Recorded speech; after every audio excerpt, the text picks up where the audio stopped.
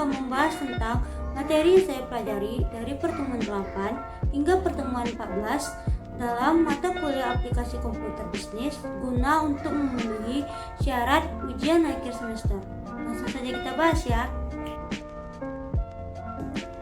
Pada pertemuan 8 ini kami membahas tentang 14 rumus yang paling sering digunakan dalam Microsoft Excel. Rumus yang pertama yaitu rumus sum. Rumus sum digunakan untuk menjumlahkan data. Yang kedua, rumus count. Rumus count digunakan untuk menghitung berapa banyaknya data. Yang ketiga, rumus average. Rumus average digunakan untuk menghitung rata-rata dalam suatu data. Yang keempat yaitu rumus if. Rumus yang memudahkan untuk mengambil suatu pernyataan berdasarkan suatu kriteria tertentu. Yang kelima yaitu rumus sum if. Rumus yang digunakan untuk menjumlahkan suatu data berdasarkan kriteria tertentu. Yang ke-10 yaitu rumus left, mid, dan right. Rumus left digunakan untuk mengambil karakter dari sebelah kiri. Rumus mid digunakan untuk mengambil karakter dari tengah, sedangkan rumus right digunakan untuk mengambil karakter dari sebelah kanan. Yang ke-11 yaitu rumus len.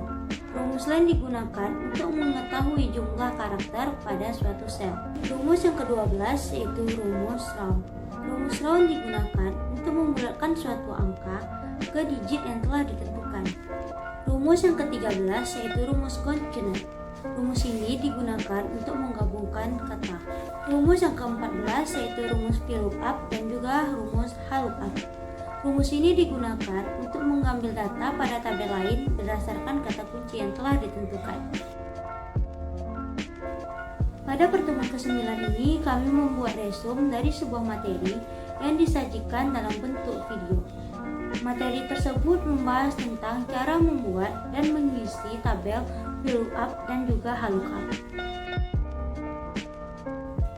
Pada pertemuan ke-10 ini kami membahas tentang cara membuat laporan stok barang.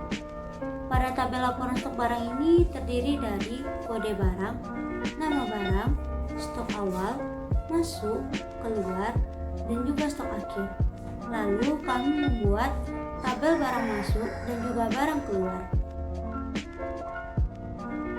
Pada pertemuan ke-11 ini kami membahas cara membuat laporan keuangan.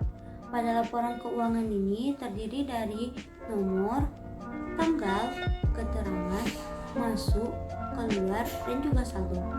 Untuk mengisi tabel saldo, kita menggunakan rumus if. Pada pertemuan ke-12 ini, kami hanya mengumpulkan tugas-tugas resume yang telah diberikan pada pertemuan sebelumnya.